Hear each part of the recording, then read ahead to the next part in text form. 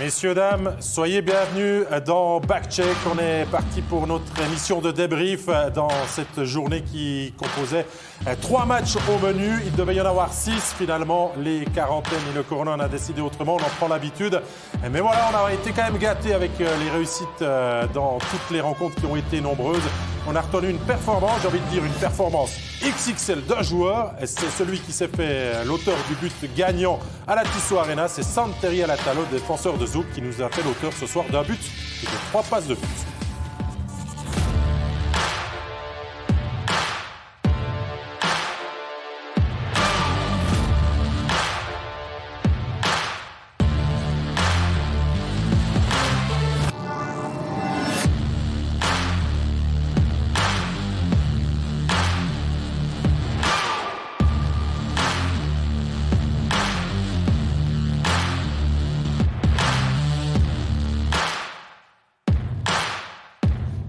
Ça vaut la peine de s'arrêter quelques secondes sur, on va dire, le sang-froid de la réussite de Santeri Alatalo. On va en discuter avec mes invités dans ce backcheck. Vous les avez reconnus.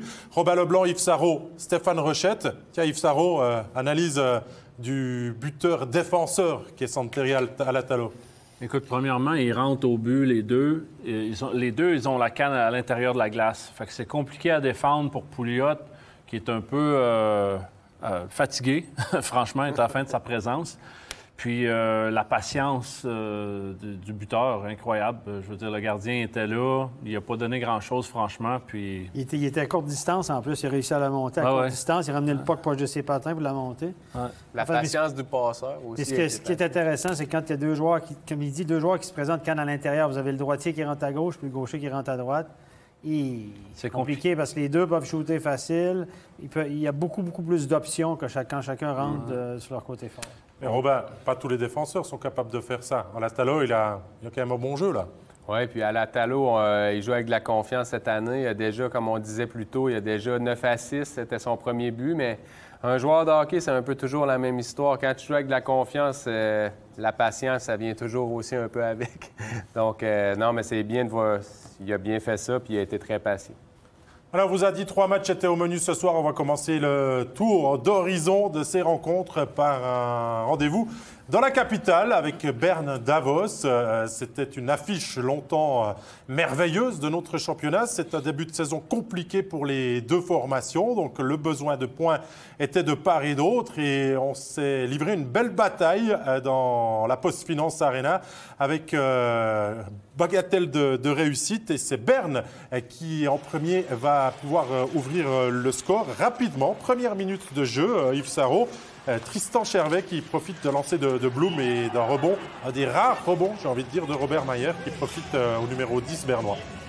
On gagne un duel dans le coin de la patinoire, on monte en haut et puis un puck au but avec du trafic et puis c'est un retour de lancer qui est sur la palette de Berne. Superbe effort. Donc voilà pour Tristan Chervet, son 3e but de l'exercice pour le joueur. Il ne fallait pas être en retard dans cette rencontre puisque 22 secondes après, c'est Big Joe, comme on l'appelle, tu le connais bien, Robin, Joe Thornton qui égalise à 1. Bon travail de Marc Schliemann. Oui, il n'est pas connu pour ses talents de marqueur, plus pour ses talents de passeur, mais c'est premièrement, Kyle Anderson, il a fait un très mauvais jeu, là, un mauvais rim, mais le forecheck de Davos a été très, très bon. Et puis Joe, il était devant avec la canne par terre, puis il a réussi à la mettre au fond. Et Kyle Anderson a des problèmes défensifs, messieurs. C'est un super joueur offensif et tout ça, mais défensivement, c'est pas facile. Alors, on va parler de ça. La faute d'Unter Sanders, ça amène une pénalité différée. Yves Sarrault, tout le monde s'arrête de jouer du côté de Berne.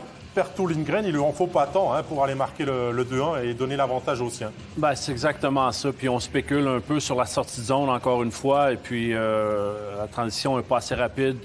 Berne arrête de jouer, franchement. Ils ont vu le bras levé de l'arbitre. Et puis puck est dans le fond du but encore une fois.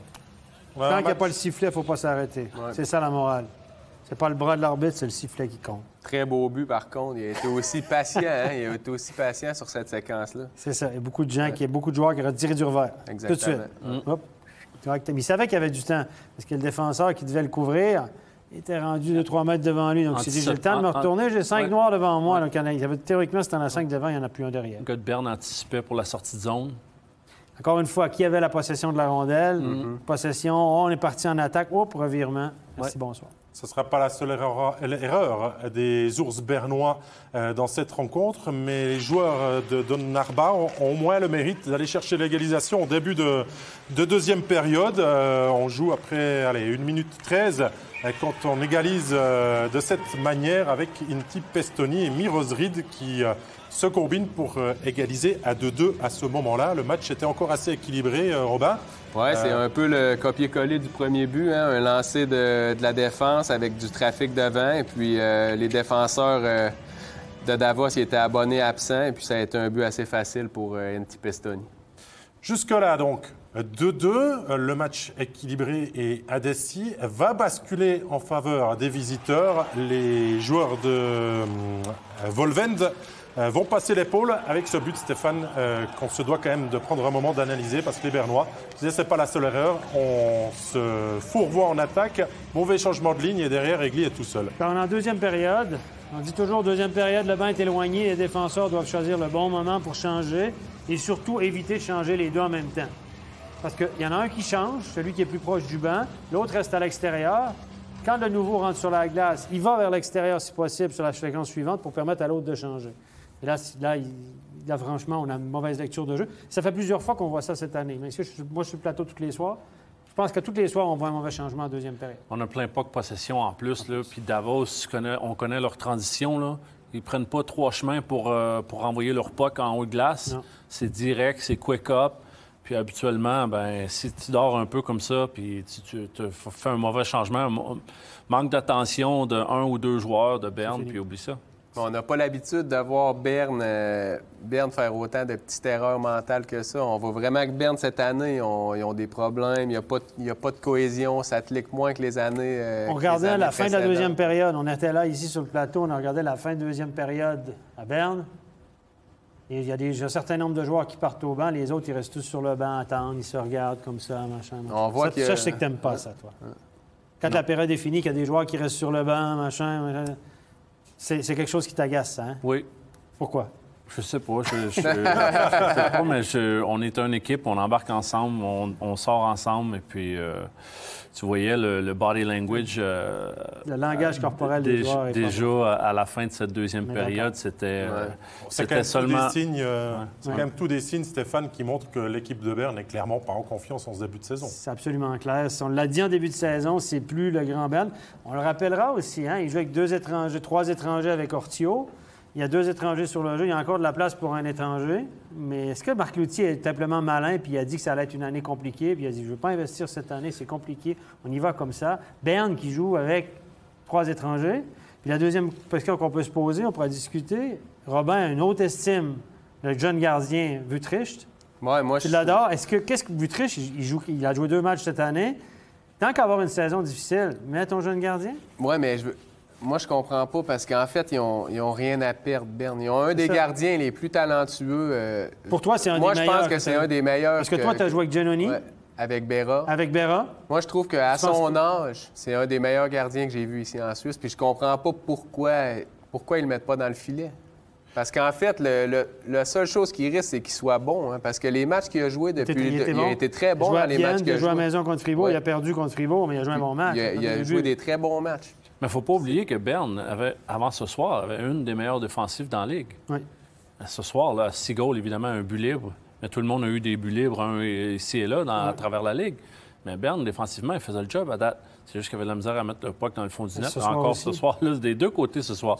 La misère à marquer, puis là, 6 goals contre. 45 shots de Berne ce soir. Après, ce qui pose le problème, c'est qu'on avait déjà prolongé Karunen aussi avant que tout ce corona arrive, et puis que maintenant, Wüthrich est un petit peu dans un embarras. Karunen, on le voit là, encaisser le 4-2. Forcément, il connaît une mauvaise soirée. Ça va peut-être donner une possibilité à Wüthrich de revenir dans les prochains matchs.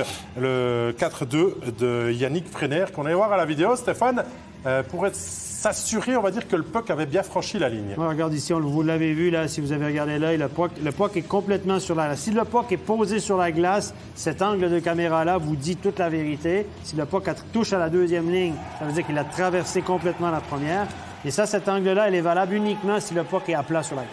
Attention, petite sensation, on l'annonçait comme un des énormes transferts de la saison à Davos. C'est le transfert de rêve du directeur sportif. Il marque enfin son premier but. C'est Turunen, Robin Leblanc. Ça va lui faire du bien pour enfin débloquer son compteur et lancer sa saison. Oui, ça va faire du bien. Ça va faire aussi du bien à Davos qui n'ont pas enchaîné les points qu'ils auraient aimés jusqu'à présent. Mais c'est sûr qu'en ayant lui, s'il peut se mettre en confiance et puis continuer à jouer comme il a fait ce soir, ça va aider beaucoup Davos. Il y aura un 6e but dans la fin de cette rencontre. Un Berne qui tente le tout pour le tout sans vraiment y croire. Et Dario Meyer qui inscrit le 6-2 final. Ces deux équipes qui restaient sur 2 défaites. Ces deux équipes qui étaient 8e et 12e avant la rencontre de ce soir. Et c'est 3 gros points, Stéphane, que Davos peut emmagasiner pour un petit peu se redonner des couleurs dans ce championnat. Redonner des couleurs, je pense qu'il était un petit peu en crise de confiance du côté de Davos. C'était pas le départ idéal. Et ce soir, bon, vous allez me dire, venir gagner à Berne, on garde toujours ça à l'esprit, venir gagner à Berne, etc. Mais c'est plus ce que c'était, surtout qu'il n'y a plus personne dans les gradins déjà. Et Berne, c'est plus la force que c'était. Mais c'est quand même un match important pour Davos parce que c'est 2 équipes qui n'allaient pas très bien. Là, ça fait 3 défaites de suite pour Berne. Davos avait besoin de gagner pour se redonner des couleurs parce que leur moyenne de points par match... Ils sont en bas du classement. Ils ont moins de matchs de jouer, mais leur moyenne de points par match n'était pas extraordinaire. Puis à leur défense, il y avait beaucoup de blessés. Ils ont des blessés comme Dubois, Guerra, Stop. Leur défense est quand même assez affectée. Puis à l'attaque aussi, il leur manquait 2-3 bons joueurs. Mais ce soir, Meyer a été très bon. C'est 45 shoots au but. Il a donné 2 petits buts. C'est une excellente performance. Puis à Davos, on fait une alternance. C'est un match sur 2. Hein? On pensait que Meyer serait clairement le premier. Schliemann a joué ses matchs. Il a l'air de vouloir aller en alternance. Meyer a volé un petit peu le match ce soir parce que Berne a quand même eu des chances. Au niveau des statistiques, Praplan et Haas sont moins 4 ce soir. Bon, on va leur enlever le dernier but dans la cage vide, là. Moins 3. Je sais que c'est passé date un peu pour certains spécialistes, les moins plus et les moins, mais quand même.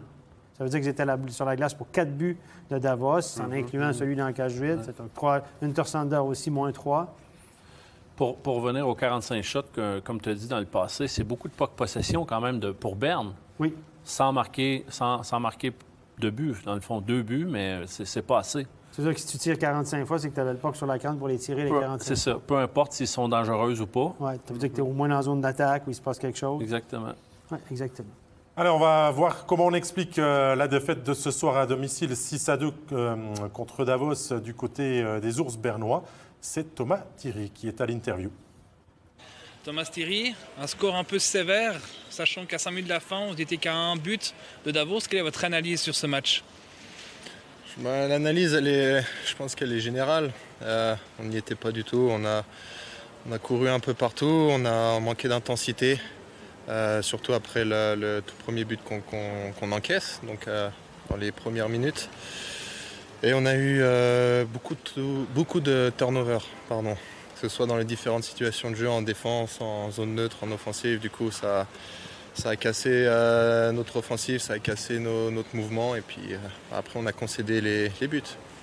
Justement, vous avez 4 situations de powerplay sans but. Est-ce que c'est un exercice à travailler encore plus? Bien sûr, le powerplay, c'est une situation spéciale. On a une unité spéciale pour ça. Il faut savoir faire la différence. Il faut savoir faire la différence, que ce soit en infériorité numérique comme en supériorité numérique. Et on avait besoin de buts, on avait besoin d'un bon momentum, on avait besoin d'énergie avec un but, 2 buts de plus. Et bon, ça n'a pas fonctionné, pas ce soir. Ok, merci bien. Ça n'a pas fonctionné. Je crois que c'est assez clair et il y a du pas sur la planche, que ce soit devant le but, en jeu de puissance. Bref, Stéphane, Berne va devoir encore beaucoup travailler s'il veut quand même sauver sa saison. Même si elle est spéciale, il y a quand même une certaine image à préserver du côté... La question, est-ce on a clairement des problèmes à marquer des buts. Yves le disait, on shoot beaucoup. Défensivement, c'est pas si mal. Le coach, il regarde ça. Moi, je suis des coachs aujourd'hui. Est-ce que tu vas vers la directrice sportive ou vers Marc Loutier et tu dis là, ça me prend plus d'outils à l'attaque? Est-ce qu'un entraîneur peut dire là, écoute, moi je fais le job défensivement, bon ce soir c'est 6 buts, mais on fait le job défensivement, c'est pas de la faute des gardiens, on a nos chances de marquer, mais on n'arrive pas à la mettre au fond. On l'a vu contre Fribourg, ils ont dominé Fribourg au niveau au chapitre des tirs au but, ils perdent 2-1 à la toute fin. Est-ce qu'un coach peut dire là, j'ai besoin d'aide à l'attaque? Est-ce qu'on ne veut pas aller chercher un étranger? Oui, puis après, l'autre question, c'est de se dire, dans ce temps de COVID, ils vont dire oui, non, ou avec... je veux dire, la saison, on ne sait pas si ça va finir. Peut-être dans 1 mois, ça s'arrête pour 2 mois. Donc, c'est ça. Est-ce que c'est une décision d'affaires de Marc Lucky qui dit non, cette année, de toute façon, c'est une année spéciale, on ne sait pas comment ça va aller. Il s'agit de finir dans les 10 premiers, parce qu'il y a le tour intermédiaire. Voilà, il n'y a pas d'attente, il n'y a pas de personne ne va nous en vouloir si on a une saison difficile. Tant qu'à avoir une saison difficile, c'est cette année. On mettra le paquet l'année prochaine. Est-ce qu'on peut avoir cette mentalité-là à Berne cette année? Écoute, en tant que coach, c'est certain que lui, il doit vouloir avoir un joueur de plus, étranger. Ouais. Et puis pour Schelling aussi, qui arrive comme DJ dans cette équipe-là, elle aussi, elle veut quand même assez bien performer. Elle ne veut pas avoir une saison décevante, peu importe COVID ou pas, surtout à Berne. Moi, je lance une question en l'air comme ça. On parle pour parler, là. Je dis ça, je dis rien, mais Conacher à Lausanne est surnuméraire. Berne voulait Conacher. Berne a fait une super offre à Conacher, la même que Lausanne, sauf que Lausanne a offert une année de plus, selon les infos qu'on a pu avoir à travers les bras. Conacher est surnuméraire. Conacher a été engagé par Jan Alston. C'est pas l'homme de Svoboda. C'est pas lui qui l'a choisi. Et Merton non plus, vous allez me dire, mais les 2 autres, oui. On sait que Lausanne aime bien faire des transactions aussi. Est-ce que tout à coup, si Florence Schelling, tu fais pas un coup de téléphone, tu dis Conacher ne serait pas dispo tout à coup, là? Parce que lui, Conacher, il est venu ici pour jouer au hockey, là. Si il est une surnuméraire un match sur 2, il va péter les plombs, le gaillard. Est-ce que ça serait pas quelque chose de possible? Non? Bien, c'est sûr que ça serait quelque chose de possible, mais après, je ne sais pas c'est qui prend vraiment les décisions-là, hockey à ce moment-là à Berne. Hein? Si ça vient de la direction ou si ça vient vraiment du GM, ça, c'est l'autre question à se poser qu'on ne sait pas non plus. Je pense parce que, comme il disait, c'est le coach puis la GM, c'est sûr qu'ils veulent gagner puis qu'ils veulent avoir le plus d'éléments possible. Mais après, ça vient de où les noms? On ne le sait pas. C'est Marc qui décide? Moi, je pense que oui. Avec Marc? Je pense qu'il y a le gros bout du bâton. Ouais, côté budget, au bout de la ligne, c'est lui qui dit oui ou non. Si le produit, je pense, qui est présenté est très bon, probablement qu'il va dire oui. Mais qu'est-ce qu'il y a sur le marché, puis le prix, évidemment, d'avoir un étranger aussi. Il y en avait un dans le pipeline, selon mes informations, là, qui venait d'une organisation de NHL qui était sur le point de débarquer avant la pause. Pas de nouvelles encore. Voilà. Bref, on te laisse la parole. C'est très intéressant, messieurs. Moi, je suis un peu sorti de la table avec les mesures COVID et tout ça. C'est ça. Vous écoutez parler, on t'apprécie quand même. On est content d'être avec toi. On n'est pas très loin. C'est sympa. Merci les gars, ça me touche. Mais on a une autre rencontre à vous parler quand même. Il y en avait 3 au menu. Et bien Zug, qui nous intéresse fortement parce que ça a été aussi riche en buts et riche en histoire. On va pouvoir vous raconter tout ça avec, dès la 3e minute de jeu, les Zougois qui sont en confiance, qui restaient sur 3 victoires alors que bien campait sur 3 défaites. Ouvre le score. Sender sera un des hommes de cette rencontre. Il va marquer ce premier but. Bon travail préparatoire, Robin Leblanc de Yannick Albrecht. Oui, c'est un beau but. Bien avait gagné la mise en jeu. Ils ont su faire un bon forechecking, récupérer la rondelle et puis 3 passes rapides. Le puck devant le but, il y avait quelqu'un qui était là présent avec sa canne par terre. Puis le gardien n'a pas pu faire grand-chose là-dessus.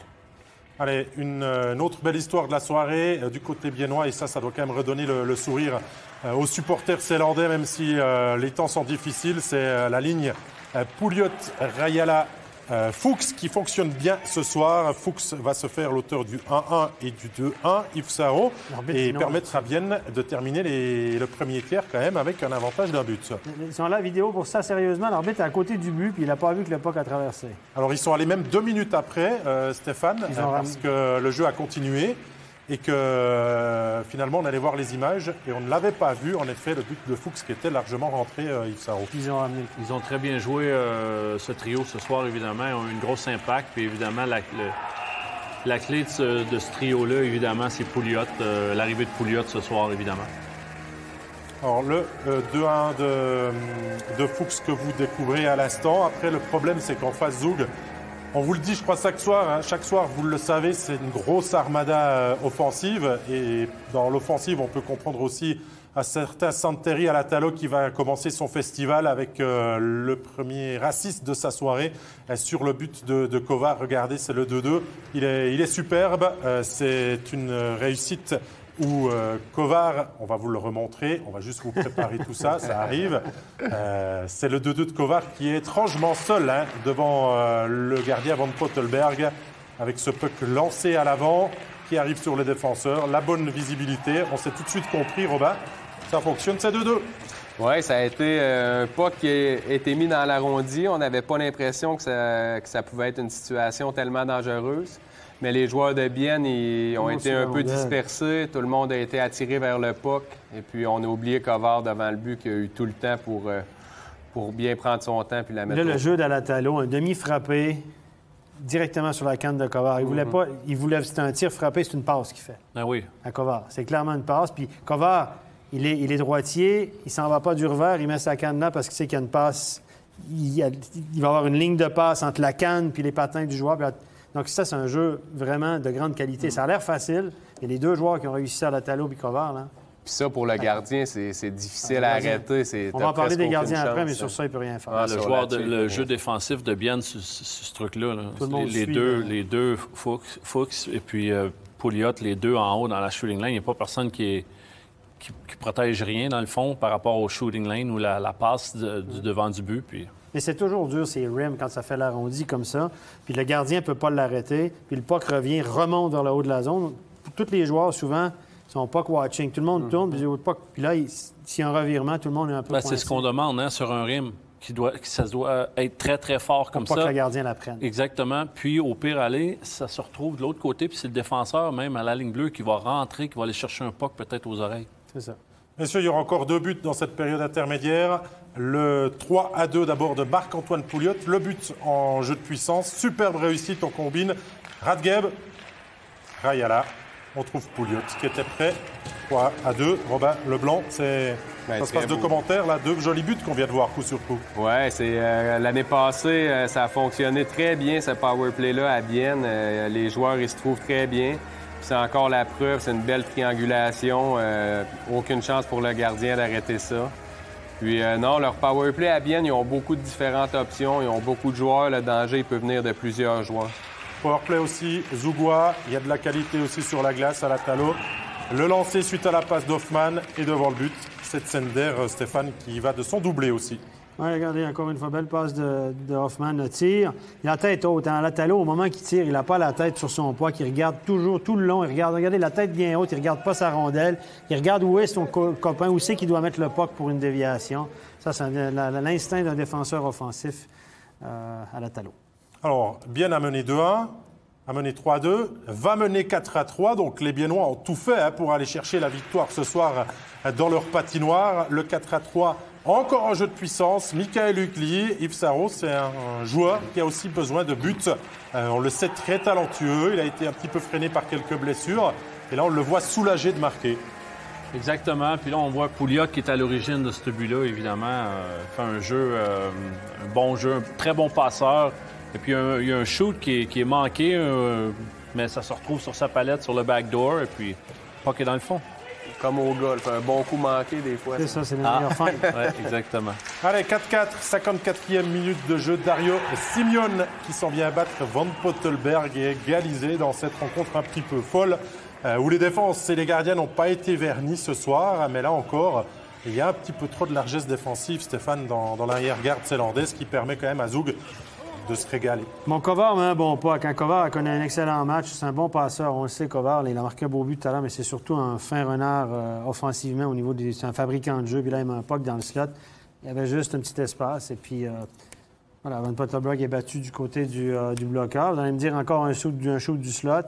Le gardien peut peut-être pas rien faire. On peut imaginer qu'il peut rien faire. Mais à un moment donné, là,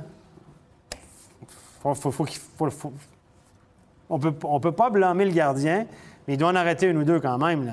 2, 3 fois, il doit faire un big save de temps en temps. Là. C'est sûr, mais moi, ce soir, je trouve qu'on ne peut pas blâmer ce gardien-là. Franchement, j'ai regardé, analysé tous les buts, là, puis je trouve que le gardien a fait le job. C'est certain qu'il aurait peut-être être plus agressif sur certains lancers. Peut-être qu'elle aurait frappé en étant un peu plus agressif, mais c'est des situations de jeu qui ont été compliquées pour lui ce soir. Robin, j'ai envie de dire que quand il y avait Jonas Hiller dans les buts, on va arrêter la comparaison après pour aujourd'hui, mais on savait la défense peut-être plus tranquille quand on a Van Pottelberg ou Elien Pope. On doit peut-être être plus vigilant, ce qui n'avait pas été le cas ce soir, d'une arrière-garde qui n'est pas son dernier rempart. Oui, automatiquement, une équipe, j'ai joué avec des bons gardiens dans ma vie. quand on joue avec un gardien qu'on sait qu'on peut lui donner des grosses occasions contre, puis on a confiance qu'il va faire l'arrêt, l'équipe, elle joue toujours plus serrée défensivement, c'est inconscient. Puis cette année, à Bienne, c'est vraiment pas de la faute du gardien, mais on peut quand même... Moi, je rejoins un peu Stéphane. Je suis un peu d'accord avec les deux, mais je rejoins Stéphane quand même que les gros arrêts, comme dans un match comme ce soir, bien, peut-être que c'est la différence entre 0 points puis 3 points. Il y a 26 shoots ce soir, 6 buts. On va voir, il manque le but en prolongation. Il manque le 5e on peut voir. On va continuer la discussion juste après. C'est le but de Santeri Alatalo. Là, il y a le jeu à 3 contre 3. Kovar, les yeux fermés quasiment pour Alatalo qui termine bien le travail. Yves Sarrault qui donne la victoire à Zug. Les 2 points qui vont avec. Écoute, les 2 joueurs de Zug avec la canne à l'intérieur, gaucher du côté droit, un droitier du côté gauche qui transporte le puck, c'est compliqué pour Pouliot de contrôler cette passe, mais on essaie d'éviter cette passe transversale puis de donner le shoot au gardien. Mais en même temps, la canne est à l'intérieur.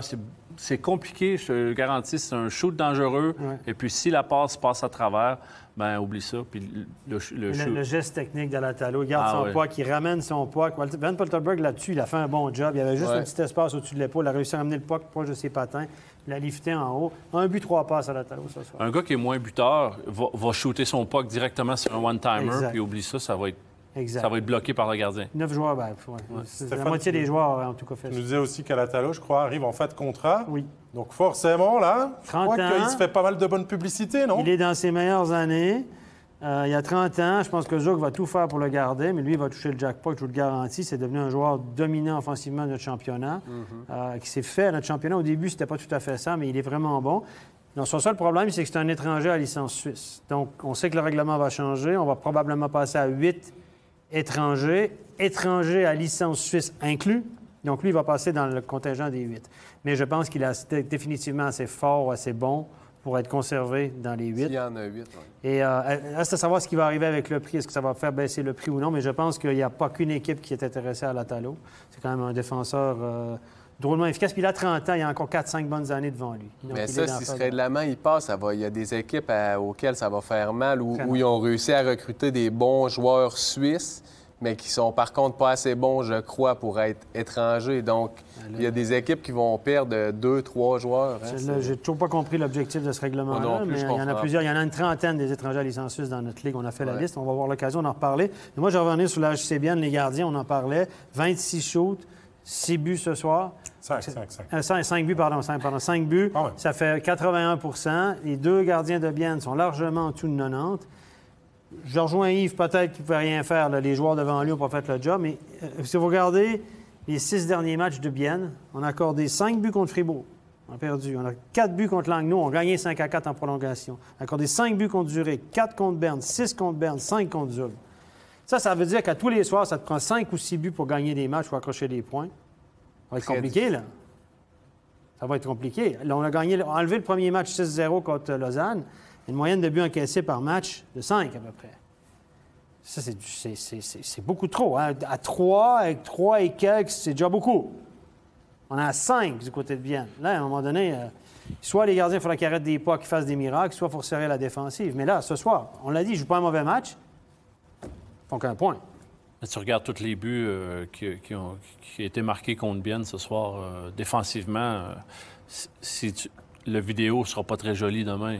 Non. Pour ces gars-là. Clairement. Voilà. On sait où Lars Leuenberger, l'entraîneur de Bienne, va devoir travailler. On va voir comment on explique la défaite en prolongation du côté zélandais. C'est le désormais nouveau capitaine qui est à l'interview. Kevin Fay, malgré la défaite, ce soir, on a quand même vu une réaction du HC Bienne et il en fallait une quand même après, surtout la défaite 6-0 à Berne. Oui, je pense bien sûr, ce soir contre Zug. Dans la prolongation, c'est clair que je pense qu'on aurait quand même mérité un point de plus. Après, voilà, d'abord c'est nous qui ont su revenir au score. Après, c'était eux qui ont su revenir dans le score. On aurait pu jouer un peu plus malin là-dessus. En prolongation, la même chose. On a eu des occasions, on aurait pu mettre un goal et puis après, ça part de l'autre côté. Puis voilà. Vous avez mené 3 fois au score ce soir. Qu'est-ce qu'il a manqué pour tenir ce résultat? Malgré l'avance qu'on avait, on laissait trop d'occasions dans le slot. Et puis contre une équipe comme Zug qui est fort offensivement comme ça, ça paye, tu payes tout de suite le prix, puis c'est ce qu'il y a eu ce soir à nouveau. Trop de tirs depuis le slot, et puis eux, ils les mettent. Justement, c'est encore 5 buts reçus ce soir. Ça commence à faire beaucoup, là. Ouais, c'est juste 5 buts nouveaux, ouais, c'est beaucoup trop. Depuis, je crois, les derniers matchs, on a une moyenne de, je sais pas, 5-6 buts presque. C'est clairement trop. Puis on sait où il faut travailler. Au moins ce soir, on a su mettre des buts de l'autre côté. Merci beaucoup, Kevin. Merci aussi. On est rassurés. On a vu la même chose que Kevin fait sur la glace et il y a du pas sur la planche aussi. Non pas que pour Berne, mais pour le HC Bienne également. Dernier match à passer en revue. Fribourg-en-Brie, c'était notre match studio ce soir. Et on va commencer en venant vers toi, Stéphane, puisque la première situation de cette rencontre arrive à la 9e minute de jeu. C'est une séquence assez litigieuse qui a pris du temps aux arbitres de la rencontre pour valider le but sur la glace, puis l'annuler à la vidéo. Ben, écoutez, il y a eu un cafouillage devant le but. C'est une bonne entrée de zone de Di Domenico. Et là, il y a eu un paquet de monde qui se sont retrouvés devant la cage. On va aller tout de suite sur la tablette. Vous allez voir pourquoi les arbitres. Ça a été long. On a entendu la conversation des arbitres. C'était assez intéressant de voir la démarche. Bon, je la connais, moi, cette démarche-là, mais pour les amateurs... Alors, regardez, le puck est ici. Là. On va faire un zoom. On va aller chercher le bon outil. Le puck est là. Donc, il n'est clairement pas sous contrôle. L'arbitre est ici. Il va rentrer. Et lui, il vient de voir. Il sait que le puck n'est pas gelé, n'est pas couvert par le gardien, donc il doit laisser le jeu aller. Regardez, il est encore là, le puck, vous l'avez, il est encore à la gauche sur le coude du gardien. Et Marchand, lui, est dans le demi-cercle. Il est en bas ici, Marchand, il est là.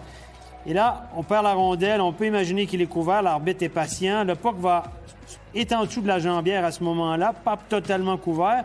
Et Marchand, vous allez voir, avec son pied ici, on va faire un zoom, c'est peut-être plus simple. Avec son pied, il va aller, son pied gauche contre la jambière gauche ou le pied gauche du gardien. Il va bloquer la jambière du gardien finalement et le puck va apparaître soudainement tout seul. Regardez, le puck va glisser au fond de la cage. Alors, les arbitres ont jugé que Marchand avait dérangé le gardien, avait commis une obstruction sur le gardien avec son pied gauche. Regardez, en bloquant la jambe, le puck est libéré et glisse au-delà de la ligne. Donc la puck traverse. Nicolas Fleury, l'arbitre, a accordé la réussite sur la glace, mais après de longues minutes à la vidéo, on a décidé que c'était une obstruction. Je partage assez son avis. Le coach et l'ancien joueur à côté de moi, un peu moins. Yves Sarron. Moi, je pense que c'est le gardien avec son momentum de sa poussée de jambière. Il ne savait pas où qu'elle était le puck. Pousser le puck à l'intérieur, puis peu importe si Marchand est là ou pas, ce puck continue à glisser et puis ça se retrouve dans le fond du but. Je peux entendre cet argument que même s'il ne fait pas d'obstruction, le gardien ne sait pas où est la rondelle puis le puck a de toute façon rentré. Et c'est ce que j'ai dit quand on en a parlé entre les tiers, c'est que ça reste, même si on a tous les outils techniques, un puck qui a traversé la ligne ou non, c'est blanc ou c'est noir. Mm-hmm. Mais une obstruction sur le gardien, c'est rarement tout blanc ou tout noir. La fameuse zone grise, là, le copyright que j'ai, la marque déposée que j'ai sur cette zone grise. Il y en a une ou deux, hein? Un ou deux, mais là, c'est clairement ça. Puis là, lui, je comprends son argument, je comprends l'argument des arbitres. Ça n'a pas péjoré ce soir sur le résultat, mais c'est quand même intéressant. Imaginez qu'on est en play-off. Là. C'est une décision. Ça fait toute une histoire. Mm-hmm. Garanti. Toute une histoire dans les journaux demain. Bon, ça ne fait pas vraiment une histoire, puisque juste derrière, dans les secondes qui suivent, Fribourg va quand même ouvrir le score. Et cette fois-ci, sans que l'on ait à en discuter, Stolberg, Desharnais... retrouve Stolberg qui s'isole de l'autre côté, Robin Leblanc. Cette fois-ci, c'est propre.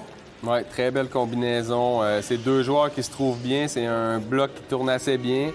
Puis on sait que David Desharnais, avec ses qualités de passeur, quand il y a beaucoup de temps comme ça, il est capable de trouver les jeux qui vont faire mal à l'autre équipe, comme sur cette séquence-là. Alors, Fribourg a bien le match en main. Fribourg domine. Fribourg se crée des occasions. Yves Sarron, mais ne double jamais la mise. Donc, quand on ne double pas la mise, on se met un petit peu à découvert que finalement, l'autre équipe revienne à votre hauteur.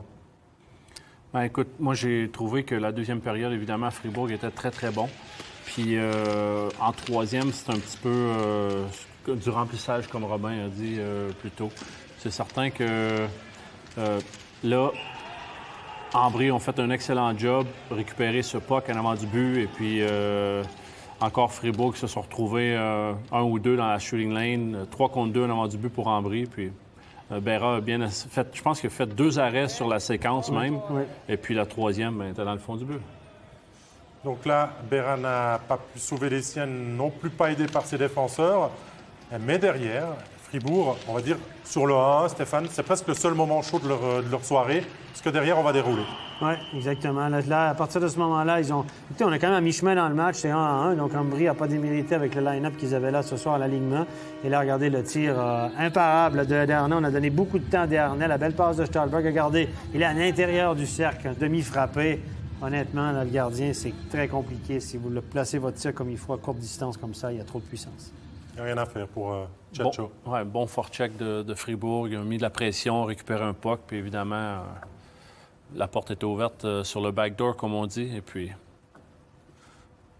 2-1, 3-1, 4-1, ça va s'enchaîner assez rapidement. Le 3-1, tout d'abord, vient de la canne de Kylian Motet, qui retrouve le chemin du but et qui s'offre un petit slalom, là, bien aidé par les piquets de défenseurs léventins, sans leur manquer de respect.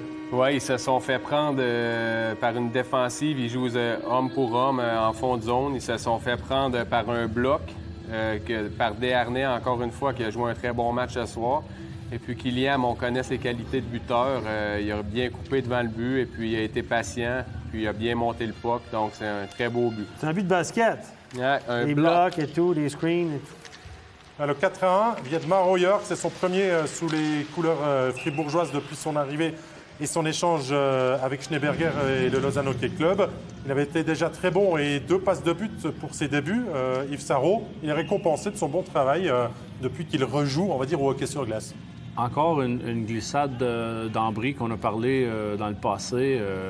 Et puis tu as un Bougreau qui est en avant du but. Le gardien ne voit absolument rien. C'est un excellent jeu, mais moi, je pense qu'il y a un manque d'effort par rapport au niveau d'Ambry en zone neutre sur le retour, le coverage initial en zone offensive, qui fait que tu es en retard en avant de ton but, en zone défensive. Il y aura le 4-2 final, le dernier but de cette rencontre marqué par Jiří Novotný, mais voilà, Ambry, Robin Leblanc était un peu court ce soir, beaucoup d'absents, je crois 9 joueurs qui n'étaient pas à disposition du coach Tchereda pour une équipe comme le club tessinois, ça fait beaucoup trop. Pour une équipe comme Ambry, ça leur prend leur line-up complet. C'est toujours une équipe qui compétitionne, qui travaille fort. Mais avec l'équipe qu'il y avait ce soir, c'était vraiment compliqué pour eux de compétitionner contre Fribourg, qui a d'ailleurs joué un très bon match. Alors, limité comme ça, c'est difficile pour une équipe comme ça. Fribourg devait gagner ce match. Il devait. Il ne pouvait pas passer à côté. Mais 4-2, il restait encore 8 minutes à jouer, messieurs. Ouais. Là, ça devient un peu plus un match, quand même, à 4-2. Là. Je pense que l'entraîneur sur le banc 4-2, quand il a vu 4-2 à 8 minutes de la fin, il s'est dit « Oh, on se met de la pression. On s'en est tiré, évidemment, mais je pense qu'on aurait peut-être voulu prendre de l'air un peu plus vite que ça, évidemment. Voilà. Bon, Stéphane, si Fribourg veut jouer vraiment les premiers rôles comme il prétend le devenir, on doit gagner ce genre de match. Et on montre aussi qu'on rebondit très bien après la défaite 6-1 à Lausanne. Oui, parce qu'on avait accordé 55 shoots à Lausanne. Presque 100 shoots le dernier week-end en 2 matchs pour Fribourg. À Berne, ils avaient gagné à l'arraché 2-1, malgré que je pense que Berne avait quand même dominé, un peu comme ce soir, Berne a fait contre Davos. Et là, ce soir, Mais vous savez, les étoiles, on semble alignées pour Fribourg cette année. Il y a des années comme ça où il y a des équipes, il me semble qu'il n'y a rien qui joue. Et cette année, pour Fribourg, c'est bien parti. Les pièces du puzzle tombent en place. On a eu cette quarantaine. Le premier match après la quarantaine, on joue contre Langnau, une équipe que tout le monde va battre cette année. On n'a pas très bien joué. Les automatismes n'étaient pas là. Le timing a fait qu'on tombe un match relativement facile contre le Langnau. On va gagner ce match-là. Et là, on fait la pause. On tombe contre Ambry qui est décimé. Les choses, honnêtement, on a l'impression que pour Fribourg cette année, il y a une bonne étoile et les choses tombent en place. Robin, j'ai envie de dire que finalement, c'est ce que Fribourg n'a pas eu peut-être la saison dernière. Ils ont connu un très mauvais début de saison. Ils ont dû tirer de l'arrière tout le temps. Ils avaient viré leur entraîneur. Ils s'étaient qualifiés en extremis pour les playoffs. Et là, on fait un très bon début de saison. On emmagasine de la confiance. Et bien voilà, c'est une année, ça ne fonctionne pas. Les étoiles s'alignent derrière. Et c'est à Fribourg de donner le mérite, finalement. Oui, puis l'année passée, je me rappelle, il avait fait l'impossible pour faire les playoffs. Il y avait Reto Berra qui avait été incroyable sur la fin de saison. Et puis, Fribourg, c'est pas l'équipe qui a la défensive la plus forte, mais par contre, ils ont un gardien derrière qui peut leur faire gagner des matchs serrés, ce qu'on disait un peu avec Bienne.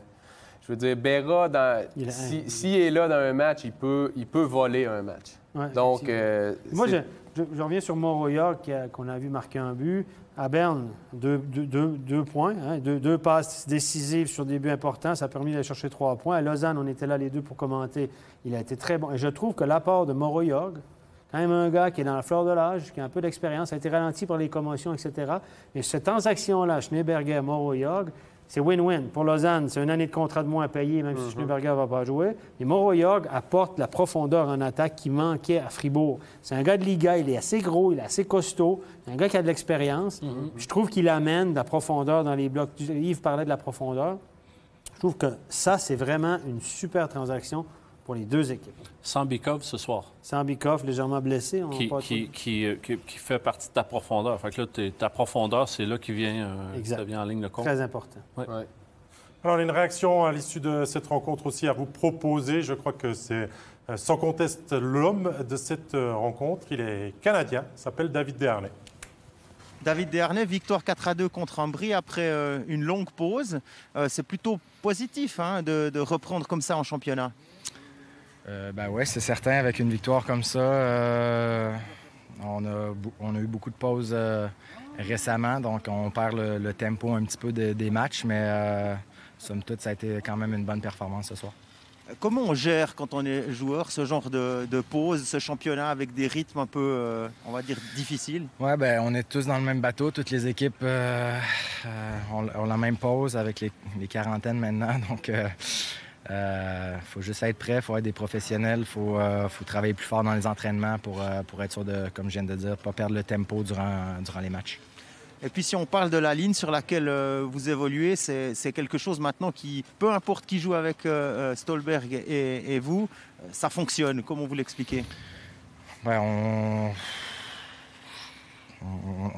gars comme Stolberg, c'est un gars qui est super rapide. Moi, j'essaie de distribuer la rondelle. Kylian, c'est un marqueur aussi, donc on se complète bien. On a joué ensemble dans le passé, puis des fois, justement, en revenant des pauses comme ça, quand on prend avantage tout le monde est un petit peu perdu, un petit peu sur la glace, donc on a utilisé notre vitesse, puis on a juste eu beaucoup de chance ce soir. On était peut-être un peu chanceux, mais on va les prendre. Merci. Merci. Ouais, il n'était pas loin de poser une colle à David Desharnais sur sa question, là, notre journaliste Jean-Philippe Pressel-Wenger. Allez, on a passé en revue les 3 matchs qui étaient au programme ce soir de ce mardi. On va passer maintenant aux 3 étoiles de la soirée.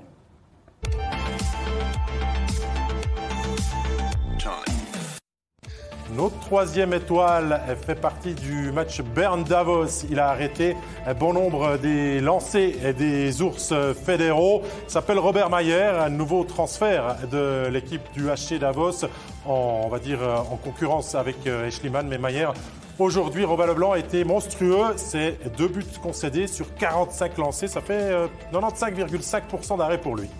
Il n'y a rien à dire quand un gardien arrête 45 lancés d'un match puis qu'il accorde seulement 2 buts. Il mérite amplement sa 3e étoile ce soir. Robert Mayer, on le connaît, Yves Sarrault. Il est dominant, il fait partie des meubles, on va dire, de la National League depuis quelques années. Son transfert à Davos peut, on va dire quoi, le remotiver après ces années à Genève? Je pense que oui. Le milieu Davos, nous, on a joué là, c'est spécial de jouer là-bas puis de... concentre à 100% sur ton hockey. Il y a juste ça à faire. Pratiquement zéro distraction. Surtout à l'automne. Mais Davos, soit dit en passant, qui est très actif sur le marché des transferts. Les sources nous disent, les sources un peu partout de la Ligue nous disent qu'ils sont très, très actifs pour annoncer des gros transferts pour la saison prochaine. Oh, ça va bouger. Je crois que tu sais verra. quelque chose, Stéphane. Je crois que tu sais quelque chose. Allez, on passe à la 2e étoile de la soirée. Il est biennois, il était de retour. Il a fait du bien au HC Bienne, même si les Zélandais se sont inclinés en prolongation. C'est Marc-Antoine Pouliot, Yves Sarrault. Pouliot est pesant. Et puis, tu dépenses beaucoup d'énergie à défendre contre un gros bonhomme comme ça. Il protège bien son puck. C'est un super passeur. Et puis, je ne sais pas c'est quoi son pourcentage exactement des face-offs ce soir, mais c'est c'est un des joueurs clés sur tous les face-offs en zone défensive, particulièrement pour Bienne. Puis on l'a vu sur le power play ce soir aussi, hein, une pièce maîtresse sur le power play. On a vu Rayala tout à coup plus en confiance. Ouais, c'est fou. Ça bonifie toute une ligne et peut-être même toute une équipe dans les prochaines sorties. La première étoile était en concurrence, Santeri Alatalo ou David Desharnais. On a choisi la touche remonte parce que David Desharnais nous a fait tout un match contre Ambry Piotta. C'est un but, 2 assists pour le Québécois Robin Leblanc. Et je crois que depuis sa petite absence due à sa blessure, il revient de plus en plus en forme. Oui, on parle de Pouliot, mais Desharnais, c'est aussi un joueur qui rend les autres autour de lui meilleurs quand il est dans son match comme ce soir. On a vu, en étant marqueur comme Kylian, ça rend les choses beaucoup plus faciles. Puis, non, c'est vraiment, j'aime bien la façon qu'il joue, puis il aide beaucoup Fribourg quand il joue de cette manière. Et je crois qu'on parle des centres. On a aussi besoin d'un centre de cette qualité, Yves Sarrault, pour pouvoir amener Fribourg encore peut-être plus haut. Ben, Desharnais, écoute, il y a pas de... Il y a une réputation en arrière de lui. C'est un excellent joueur. Puis lui aussi, avec tous les face-offs importants, c'est un joueur qui est très, très important. Puis malgré, je pense qu'il a perdu un petit peu de vitesse dans ces dernières années, c'est un gars très, très, très intelligent. Puis il a un don d'attirer les joueurs vers lui, puis de glisser le puck en arrière, puis d'ouvrir le jeu pour les autres. Il a joué même à 3 contre 5 ce soir. 3 contre 5 qui était sur la glace. David Desharnais. L'intelligence de jeu est hors pair pour lui. Ça se perd pas, ça. C'est pas comme le patin. On appelle ça du talent. Ouais. Non, il y a beaucoup de talent. Je me rappelle, dans le Canadien, moi, au Canadien, il y a eu des très bonnes saisons derrière. Exact. Allez, messieurs, il est temps de récapituler ce qu'il s'est passé dans cette soirée de National League avec les 3 matchs et les 3 résultats. Riche en but aujourd'hui, la victoire de Davos dans la capitale 6-2. La petite défaite en prolongation de Bienne contre Zug et Fribourg qui s'impose avec assurance 4-2 face à Ambry Piotta. Au classement, eh bien, dans le classement par points, ça ne change pas pour Lausanne et Zug qui a été battu aujourd'hui. Fribourg conforte sa 4e place. Il y a un petit trou qui est fait ensuite avec Genève Servette, toujours 5e. Et en bas de classement, eh bien, Davos et Bienne échangent leur place. Davos quitte même la lanterne rouge, passe à 7 points, lance peut-être sa saison et désormais avec 6 matchs. C'est vrai que c'est un petit peu encore déséquilibré. On vous proposera à l'avenir peut-être le classement à points par match, mais ça sera bien sûr pour le prochain studio. On jouait aussi en Swiss League. Enfin, on jouait quelques matchs. Ça se jouait en Swiss League. Ça jouait, mais il y en a qui nous regardaient aussi ce soir. Voilà, il y a des joueurs qui nous regardaient. On leur passe le bonjour, des joueurs qui sont en quarantaine. On rappelle d'abord la victoire des Getseka Lions au Ticino Rocket 5-2 et de Sierre contre Viège dans le derby valaisan 3-0. Et le classement, Turgovie-Cloton, Sierre à Joie. Ça fonctionne bien pour les clubs romans là aussi. Chaux-de-Fonds est aussi dans les 6 premières places et en bas, mais on a un étrange début de saison du HC Viège. Mais c'est vrai qu'on parlait des joueurs qui nous ont regardés ce soir. On sait qu'ils sont nombreux, même venant de la Swiss League. On fait un petit salut à la Beerbohm, Phil Michael DeVos, les joueurs du HC La Chaux-de-Fonds aussi qui ont repris l'entraînement depuis ce matin après leur quarantaine. Le HC Ajoie qui est en quarantaine préventive. Ça devient compliqué quand même tout ça de voir 2 matchs en Swiss League, 3 en National League. C'est un peu la tendance, la mode 2020-2021. Nous, on est toujours prêts. On est comme des soldats. On est venus au monde prêt. On est toujours prêts. On s'adapte, peu importe le match, etc. On a du plaisir. On est là. Et c'est vrai que moi, je vais revenir au classement de la Swiss League. Là, nos romans vont bien. Sierre, qui s'attendait à ce que... Sierre, c'est presque du 2 points par match de moyenne. Alors, si on fait le classement points par match, les équipes romandes, comme en Liga, sont en haut. Alors, comme je disais en avant-match, on va appliquer la méthode Trump. On arrête de compter maintenant, puis ça va être une saison historique en Suisse romande. Il ne faut pas oublier que moi, nous, en étant entraîneur au niveau junior, U20, il faut se souvenir que quelques joueurs de cette équipe-là, ils ont été champions 2 fois en U20. Hein? Oui. Fait que c'est des gars qui ont monté, qui sont rendus à Sierre. C'est ça. C'est des gars qui ont appris à gagner, qui ont su gagner dans le passé. Exact. Oui, quelques bons transferts aussi pour le club valaisan et on bonifie toute une équipe pour sa 2e saison en Swiss League et depuis son retour dans la 2e division helvétique. Voilà, vous savez tout, vous avez les buts, les réactions, les classements qui vous ont été donnés. Il ne reste qu'à remercier Robin Leblanc, Yves Sarrault, Stéphane Rochette pour cette très très belle soirée, aussi pour toute l'équipe technique qui a œuvré à la bonne réalisation de cette émission. Merci d'avoir été avec nous, on vous souhaite une très bonne semaine et on vous donne rendez-vous bien sûr dès vendredi pour de nouvelles aventures. Bye bye.